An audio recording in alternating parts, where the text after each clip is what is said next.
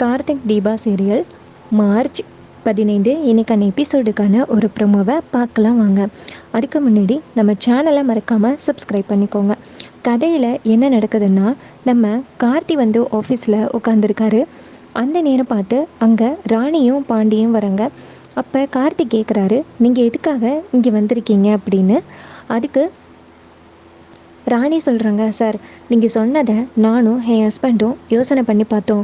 நீங்கள் சொன்னது கரெக்டு தான். நீங்கள் சொன்ன மாதிரியே நான் பாட்டு பாடுறேன் அப்படின்னு. இதை கேட்டுட்டு கார்த்தி சொல்கிறாரு, சூப்பர் பாண்டி, உங்கள் ஒய்ஃபுக்கு நீங்கள் நிறையவே சப்போர்ட் பண்ணுறீங்க. எனக்கு பார்க்கும் பொழுது ரொம்ப பெருமையாக இருக்குது அப்படின்னு. அதுக்கு பாண்டி சொல்கிறாரு, சார் நீங்கள் வந்து உங்கள் ஒய்ஃபை பாட வச்சு மிகப்பெரிய சிங்கர் ஆக்கியிருக்கீங்க. அதே மாதிரி என்னுடைய ஒய்ஃபுக்கு நான் சப்போர்ட்டிவாக இருக்கேன். நீங்கள் இப்போ உள்ள எங்கள் ஜெனரேஷனுக்கு ஒரு நல்ல எடுத்துக்காட்டு சார் அப்படின்னு சொல்கிறாங்க. இதை கேட்டுட்டு கார்த்தியும், சரி இதுக்கப்புறம் உங்கள் ஒய்ஃப் பாடுறது உங்கள் கையில் தான் இருக்குது அப்படின்னு சொல்கிறாரு. அப்போ கார்த்தி சொல்கிறாரு, நான் உங்களை வர சொன்ன விஷயமே வேறு. ராணி அப்படிங்கிற ஒரு பொண்ணு நம்மளுடைய ஆடியோ கம்பெனியில் பாட போகிறாங்க. அவங்களுக்கு நீங்கள் தான் கொஞ்சம் சொல்லி கொடுக்கணும் அப்படின்னு. அப்போ தீபா சொல்கிறாங்க, அதுக்கு என்ன சார், கண்டிப்பாக சொல்லி கொடுக்கலாமே அப்படின்னு சொல்கிறாங்க. அதுக்கப்புறம் அந்த இடத்துக்கு அபிராமி வராங்க. அபிராமி வந்துட்டு நேராக தீபாட்ட, தீபா கார்த்தி உங்கள் 2 பேர்கிட்டையும் ஒரு விஷயம் சொல்லணும் அப்படின்னு கேட்குறாங்க. அப்போ நம்ம கார்த்திகேய சொல்கிறாரு, என்னாச்சுமா அப்படின்னு.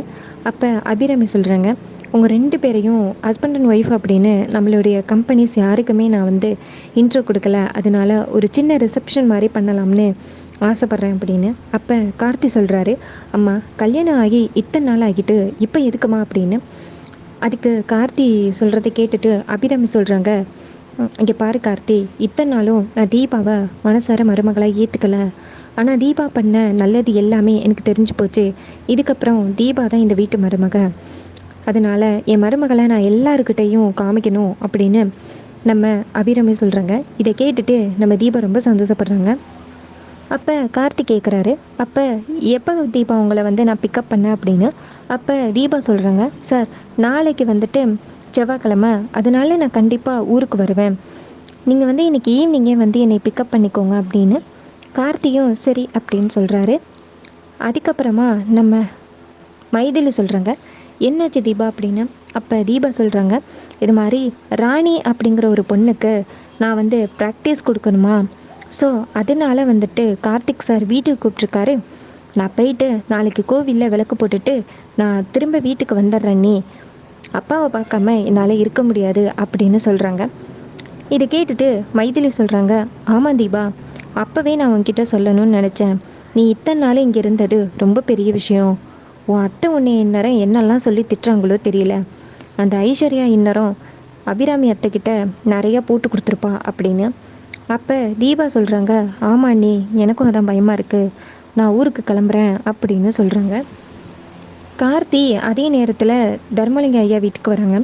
கார்த்தி வந்து தர்மலிங்கத்தை போய் பார்க்குறாங்க. தர்மலிங்கம் படுத்த படுக்கையாக இருக்கார். இதை பார்த்துட்டு நம்ம கார்த்தி ரொம்ப ஃபீல் பண்ணுறாரு. அப்போ கார்த்தி சொல்கிறாரு, ஐயா சீக்கிரம் உங்களுக்கு சரியாகிரும், நீங்கள் எதுக்கும் ஃபீல் பண்ணாதீங்க அப்படின்னு. அதுக்கு தர்மலிங்கம் சொல்கிறாரு, தம்பி நீங்கள் இல்லைன்னா நான் உயிர் பழிச்சிருக்கவே மாட்டேன் அப்படின்னு சொல்லி கையெடுத்து கும்பிட்றாரு. அதுக்கு கார்த்தி சொல்கிறாரு, ஐயா நீங்கள் என்ன சொல்லுவீங்க என்னை அடிக்கடி, உங்களுடைய புள்ள மாதிரி தான் அப்படின்னு சொல்லுவீங்கள்ல, அப்புறம் எதுக்காக இப்படி சொல்கிறீங்க. என்னுடைய அப்பாவுக்கு உதவி பண்ணுறது என்னுடைய கடமை இல்லையா, இந்த மாதிரியெல்லாம் நன்றி சொல்லாதீங்க அப்படின்னு. அப்போ தர்மலிங்கம் சொல்கிறாரு, தம்பி உங்களை கடவுள் தான் இந்த வீட்டுக்கு மருமகனாக அனுப்பியிருக்காரு. எனக்கு உங்களை மாதிரி ஒரு மருமகன் கிடைச்சதுக்கு நான் ரொம்ப சந்தோஷப்படணும் அப்படின்னு சொல்கிறாரு. அதுக்கப்புறமா நம்ம கார்த்தி மைதிலிக்கிட்டையும் ஜானகிக்கிட்டையும், இன்றைக்கி ஒரு நாள் மட்டும் நான் தீபாவை கூட்டிகிட்டு போகிறேன். நாளைக்கு தீபா கோவிலில் விளக்கு போட்டதோட நான் வீட்டில் கொண்டாந்து விட்டுறேன் அப்படின்னு சொல்கிறாங்க. அதுக்கு மைதிலி சொல்கிறாங்க, அதெல்லாம் வேணாம் தம்பி, அதான் மாமாவுக்கு உடம்பு சரியாயிட்டில்ல, நீங்கள் தீபாவை அங்கேயே வச்சுக்கோங்க.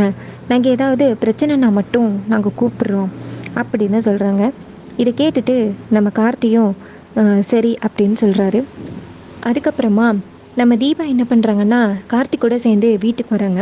அப்போ அபிராமி தீபாவை பார்த்துட்டு, இப்போ அப்பாவுக்கு எப்படி இருக்குது அப்படின்னு கேட்க, அதுக்கு தீபா சொல்கிறாங்க, அத்தை இப்போ பரவாயில்ல, டாக்டர் வந்து இன்னும் கொஞ்ச நாள் கழிச்சு தான் எதுவும் சொல்லலான்னு சொல்லியிருக்காரு அப்படின்னு சொல்கிறாங்க. இதை கேட்டுட்டு அபிராமி சொல்கிறாங்க, நீ எதுக்கும் கவலைப்படாத, கண்டிப்பாக உங்கள் அப்பாவுக்கு சரியாயிடும் அப்படின்னு சொல்லிட்டு தீபா கிட்ட, நாளைக்கு செவ்வாய்க்கிழமை தானே, நாளைக்கு உங்ககிட்ட ஒரு முக்கியமான விஷயம் சொல்லணும் அப்படின்னு சொல்ல தீபா பயப்படுறாங்க. என்னாச்சுத்த அப்படின்னு. அதுக்கு அபிராமி சொல்கிறாங்க, உங்ககிட்ட ஒரு முக்கியமான விஷயம் பேசணும்னு சொல்லிட்டேன், என்னன்னு கேட்காத, நாளைக்கு நம்ம கோவிலில் பார்ப்போம் அப்படின்னு சொல்கிறாங்க. அப்போ நம்ம தீபாவுக்கு கொஞ்சம் பதட்டமாக இருக்குது. அப்போ நம்ம தீபா அவங்க ரூமுக்கு போகிறாங்க. அப்போ மீனாட்சி கூப்பிட்றாங்க டக்குன்னு. உடனே நம்ம தீபா போயிட்டு மீனாட்சிக்கிட்ட, சொல்லுங்க அக்கா என்னாச்சு, அத்தை எதுவும் என்கிட்ட தனியாக பேசணும்னு சொல்கிறாங்க, எனக்கு கொஞ்சம் பயமாக இருக்குது அப்படின்னு சொல்ல, அதுக்கு மீனாட்சி சொல்கிறாங்க, எல்லாம் நல்ல விஷயந்தான் தீபா அப்படின்னு. அப்போ தீபா சொல்கிறாங்க, அக்கா தயவு செஞ்சு என்னை பயமுறுத்தாதீங்க, என்ன நடந்துச்சு நான் இல்லாத போது அப்படின்னு. அப்போ நம்ம மீனாட்சி சொல்கிறாங்க, தீபா நீ அந்த பத்திரிக்கையில் நட்சத்திரவை அழிச்சிட்டு தீபான்னு எழுதியிருந்தியே, அதை கார்த்தி சார் பார்த்துட்டாரு. கார்த்தி என்கிட்ட விவரத்தை கேட்டார். அப்போ கல்யாணத்துக்கு முன்னாடி என்னெல்லாம் நடந்துச்சோ, அந்த கோவிலில் தாலி போட்டது உன்னுடைய கழுத்துக்கு வந்துச்சோ, அது எல்லாத்தையுமே நான் கார்த்திக் தம்பிக்கிட்ட சொல்லிட்டேன் அப்படின்னு. இதை கேட்டுட்டு தீபா ஷாக் ஆகி, ஏன் அக்கா அப்படி சொன்னீங்க அப்படின்னு. அதுக்கு மீனாட்சி சொல்கிறாங்க, கையில் பத்திரிக்கையோட கார்த்தி நிற்கிறாரு, என்னால் எப்படி சொல்ல முடியாமல் இருக்க முடியும் அப்படின்னு. அப்போ நம்ம தீபா ரொம்ப ஷாக் ஆகுறாங்க. அப்போ நம்ம கார்த்தியை டக்குன்னு தீபாட்ட தீபா உங்ககிட்ட ஒரு நிமிஷம் தனியாக பேசணும் வரீங்களா அப்படின்னு கேட்க, நம்ம தீபா பயப்படுறாங்க. சார் என்னாச்சு சார் அப்படின்னு. அதுக்கு கார்த்தி சொல்கிறாரு, என்கிட்டேருந்து ஒரு முக்கியமான விஷயத்த மறைச்சிட்டிங்க, எதுக்காக என்கிட்ட பொய் சொன்னீங்க அப்படின்னு. அப்போ தீபா கேட்குறாங்க, சார் என்ன சார் நான் பொய் சொன்னேன், எந்த பொய்யும் நான் சொல்லலையே சார் அப்படின்னு. அப்போ கார்த்தி நேராக அந்த பத்திரிக்கையை காமிச்சு, இந்த பத்திரிக்கையில் நட்சத்திரங்கிற பேரை அழிச்சிட்டு தீபான்னு எழுதி வச்சுருக்கீங்களே எதுக்காக அப்படின்னு. அப்போ தீபா ரொம்ப பயப்படுறாங்க. அப்போ கார்த்தி சொல்கிறாரு, இதுக்கப்புறமும் நீங்கள் தயவு செஞ்சு எங்கிட்ட எந்த உண்மையும் மறைக்காதீங்க, சொல்லுங்கள் அப்படின்னு.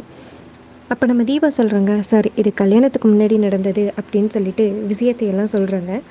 இதை கேட்டுட்டு கார்த்தி சொல்கிறாரு, இன்னும் என்னென்ன ரகசியம் தீபா என்கிட்ட சொல்லாமல் இருக்கீங்க அப்படின்னு. அப்போ தீபா சொல்கிறாங்க, சார் இது மட்டும் தான் சார், வேறு எதுவும் நான் உங்ககிட்டேருந்து நான் மறைக்கவே இல்லை அப்படிங்கிறாங்க. அப்போ கார்த்தி சொல்கிறாரு, இங்கே பாருங்கள், இதுக்கப்புறம் நீங்கள் என்கிட்ட ஏதாவது பொய் சொல்கிறீங்க அப்படின்னு நான் கேள்விப்பட்டா கண்டிப்பாக நான் மனுஷனாக இருக்க மாட்டேன் அப்படின்னு சொல்லி ரொம்ப மிரட்டுறாரு. அப்போ நம்ம தீபா கார்த்தியோட அந்த மிரட்டலை பார்த்துட்டு கொஞ்சம் பயப்படுறாங்க. அப்போ கார்த்தி சொல்கிறாரு, நான் உங்களை வர சொன்ன விஷயமே வேறு. ராணி அப்படிங்கிற ஒரு பொண்ணு நம்மளுடைய ஆடியோ கம்பெனியில் பாட போகிறாங்க, அவங்களுக்கு நீங்கள் தான் கொஞ்சம் சொல்லி கொடுக்கணும் அப்படின்னு. அப்போ தீபா சொல்கிறாங்க, அதுக்கு என்ன சார், கண்டிப்பாக சொல்லி கொடுக்கலாமே அப்படின்னு சொல்கிறாங்க. அதுக்கப்புறம் அந்த இடத்துக்கு அபிராமி வராங்க. அபிராமி நேராக தீபாட்ட, தீபா கார்த்தி உங்கள் 2 பேர்கிட்டையும் ஒரு விஷயம் சொல்லணும் அப்படின்னு கேட்குறாங்க. அப்போ நம்ம கார்த்திகை சொல்கிறாரு, என்னாச்சுமா அப்படின்னு.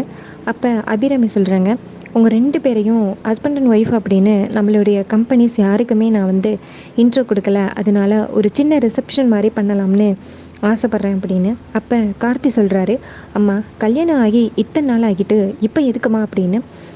அதுக்கு கார்த்தி சொல்கிறத கேட்டுட்டு அபிராமி சொல்கிறாங்க, இங்கே பாரு கார்த்தி, இத்தனை நாளும் நான் தீபாவை மனசார மருமகளாக ஏற்றுக்கலை, ஆனால் தீபா பண்ண நல்லது எல்லாமே எனக்கு தெரிஞ்சு போச்சு, இதுக்கப்புறம் தீபா தான் இந்த வீட்டு மருமக, அதனால் என் மருமகளை நான் எல்லாருக்கிட்டையும் காமிக்கணும் அப்படின்னு நம்ம அபிராமி சொல்கிறாங்க. இதை கேட்டுட்டு நம்ம தீபா ரொம்ப சந்தோஷப்படுறாங்க. இன்னொரு பக்கம் நம்ம தீபாவுக்கு திடீர்னு வயிற்று பரட்ட ஆரம்பிக்குது. அப்போ நம்ம தீபா ஓடி போய் வாந்தி எடுக்கிறாங்க. இதை பார்த்துட்டு நம்ம அபிராமி சொல்கிறாங்க, கார்த்தி என்னாச்சுப்பா அப்படின்னு. அப்போ நம்ம தீபா மயக்கம் போட்டு கீழே விழுக்கிறாங்க. அப்போ நம்ம அபிராமி டாக்டரை வர வைக்கிறாங்க. டாக்டர் நேராக தீபாவை செக் பண்ணி பார்த்துட்டு, இந்த பொண்ணு முழுகாமல் இருக்காங்க அப்படின்னு சொல்கிறாங்க. இதை கேட்டுட்டு நம்ம அபிராமி ரொம்ப சந்தோஷப்படுறாங்க. அப்போ அபிராமி சொல்கிறாங்க, இப்போ தான் என்னுடைய நடுமருமக கர்ப்பமாக இருந்தால் எனக்கு ரொம்ப சந்தோஷமாக இருந்துச்சு, இப்போ அடுத்ததாக தீபாவும் கர்ப்பமாக இருக்கா, இந்த வீட்டில் குழந்தைங்க சத்தம் கேட்க போகுது அப்படின்னு அபிராமி ரொம்ப சந்தோஷப்படுறாங்க. அப்போ நம்ம தீபாவுக்கு கொஞ்சம் சந்தேகம். கார்த்தி தீபாட்ட சொல்கிறாரு, தீபா பித்தவாந்தி தானே அப்படின்னு. அதுக்கு தீபா சொல்கிறாங்க, டாக்டர் ஏன் சார் அப்படி சொல்கிறாரு, எனக்கு புரியல அப்படின்னு. அப்போ நம்ம கார்த்தி சொல்கிறாரு, யாரோ மறுபடியும் அம்மாவை கோவப்பட வைக்கிறதுக்காக இப்படி ஒரு விஷயத்தை பண்ணுறாங்க அப்படின்னு. அப்போ அபிராமி இது எதையுமே காதில் வாங்காமல் நம்ம தீபாவுக்கும் கார்த்திக்கும் ஒரு ரிசப்ஷன் வச்சு கம்பெனிஸில் உள்ள எல்லார்கிட்டையும் என் மருமக அப்படின்னு சொல்லி அறிமுகப்படுத்தணும்னு சந்தோஷப்பட்டுக்கிட்டு இருக்காங்க.